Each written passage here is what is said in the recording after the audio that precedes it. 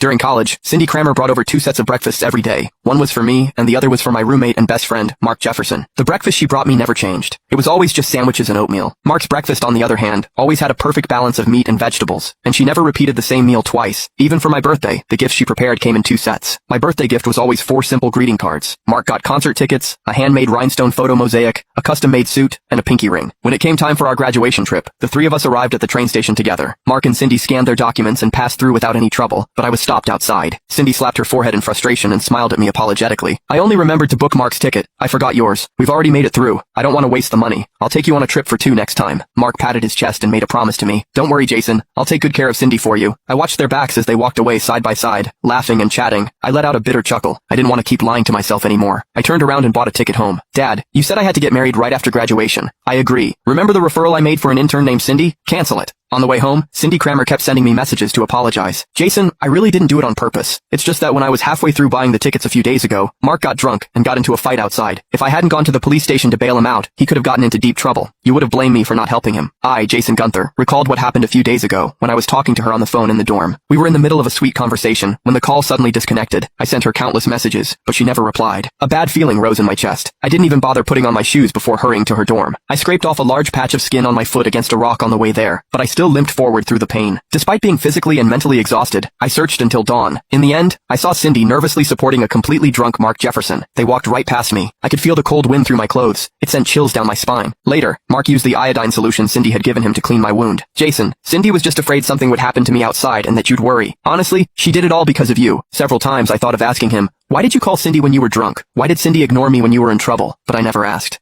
Mark's message popped up right then. Didn't you tell me you wanted to marry her right after graduation? I've been helping you test her out these past few days. What do you think? Was my sacrifice great enough? I stared at those words. Every single one of them felt like a jab at my ego. Just yesterday, I had seriously told him, Mark, you and Cindy are the 2 most important people in my life. After graduating, I'm going to marry her. You have to be my best man. He stiffened visibly while sitting across from me. He then relaxed and smiled. Don't worry, I'll definitely be at the same wedding as you. My eyes slowly filled with tears. The pain in my chest became unbearable. I didn't reply to either of them privately. Instead, in our group chat, I typed out each word slowly. You guys have fun. After I returned home, Dad looked behind me, and his expression darkened. Weren't you traveling with Mark? Where is he? I forced a smile. I suddenly missed you, so I came back. He can travel on his own. Dad's expression softened slightly, but his tone remained serious. Jason, Mark is still the son of our housekeeper. The reason the Gunther family supported him all the way through college was because we hoped he could become like family and protect you. If he can't do that, I don't mind cutting off his allowance. The smile disappeared from my face. My heart felt like it was being stabbed. Mark was 7 years old when Alice Jefferson brought him into the Gunther family. I still remembered his scrawny figure when he stood there. When I learned that his biological father abused him, and that he sometimes couldn't even get a proper meal for days, as an only child, I treated